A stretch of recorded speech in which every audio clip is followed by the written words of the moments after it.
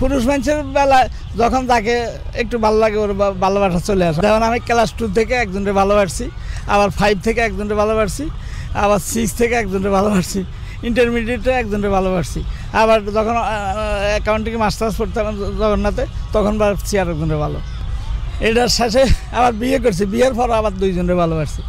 এই চাচার কথা শুনে বাংলাদেশের লাখো লাখো মানুষ খুব মজা পাইছে। তারা কেন বলেন তো? কারণ চাচা যেটা বলছে সেটা একদম সত্য, এর মধ্যে কোনো মিথ্যা কিচ্ছু নাই। কিন্তু এখন যদি বললি সেই লাখো লাখো মানুষের মধ্যে চাচাকে কয়জনে পছন্দ করে, তাহলে দেখবেন 100 মানুষও সামনে আসবে না। কেন? কারণ মানুষ সত্যকে তো পছন্দ করে, কিন্তু সত্য বলা ব্যক্তি তাকে পছন্দ করে না। একটা নির্মম সত্য সেটাকে সবাই অ্যাপ্রিসিয়েট করবে, কিন্তু যে সত্যটা বলবে তার সাথে কেউ দাঁড়াবে না। কারণ হচ্ছে আমরা যে সোকল্ড নৈতিক সমাজে বসবাস করি, আর আমাদের যে সোকল্ড নীতি, সেই নীতি আমাদের কি শিখায়?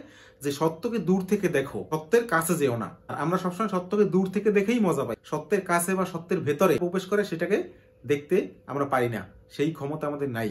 এই চাচা দেখছে, মুখে বলছে, চাচাকে জন্য স্যালুট।